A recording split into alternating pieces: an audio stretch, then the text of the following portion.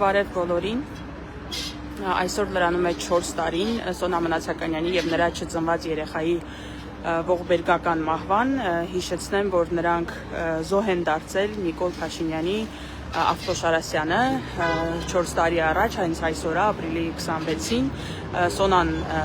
հետիոտնի համար նախատեսված տեղով անցնում էր ճանապարհը,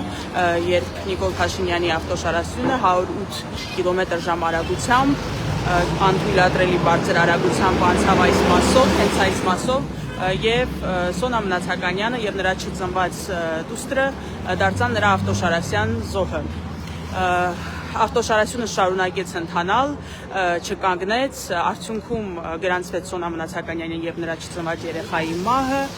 արդեն 4 տարի է անցել և ոչ ոք պատասխանատվության չի ենթարկվել։ Ավտոշարասյան պատասխանատուները, արագություն որոշողները,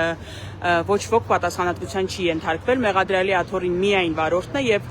նա էլ ազատության մեջ է 4 տարի անց, վերաքննիչ են դիմել կարծեմ, այսինքն ամեն ինչ անում են, որ վաղեմության ժամկետի հիմքով գործը կարճեն և այդպես էլ կնոջ և նրա չծնված երեխայի մահվան համար, ով վարչապետի ավտոշարասյան զոհն է դարձել, այդպես էլ ոչ ոք պատասխանատվության չի ենթարկվի։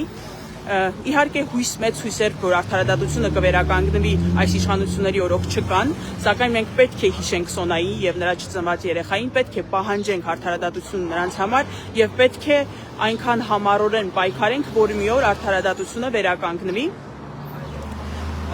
Այս ողբերգական դեպքը և դրան հաջորդող էլի դեպքեր և ավտոշարասյան ընթացքի հետ կապված և այլ դեպքեր ցույց են տալիս, որ Հայաստանի Հանրապետության ոչ մի քաղաքացի, անկախ նրանից քաղաքականությամբ զբաղվում է թե չի զբաղվում, քաղաքական պրոցեսների զոհ դառնալուց, իշխանությունների կողմից զոհ դառնալուց ապահովագրված չէ։ Ամենաողբերգականը թերևս Սոնայի և նրա չծնված երեխայի դեպքն է,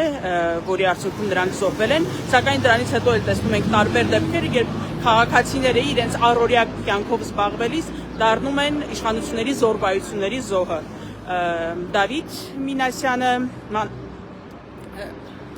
Դավիթ Մինասյանով 18 տարեկան է,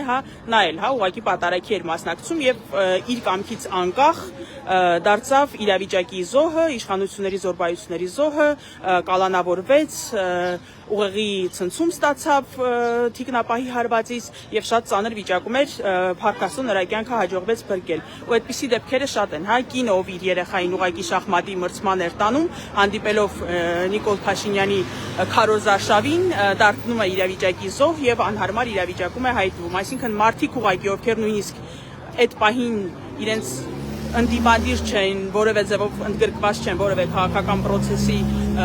մեջ, կարող են ուղղակի Նիկոլ Փաշինյանին որևէ կերպ և նրա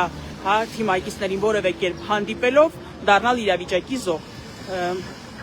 Այս դեպքում այդ զոհը Սոնա Մնացականյանը և իր չծնված երեխան են և մենք բոլորս պարտավոր ենք հիշել նրան և պահանջել և նրա երեխայի կյանքի համար արդարադատություն և այդ արդարադատությունը վաղ թե ուշ պետք է անպայման լինի և օրինակ ծառայի։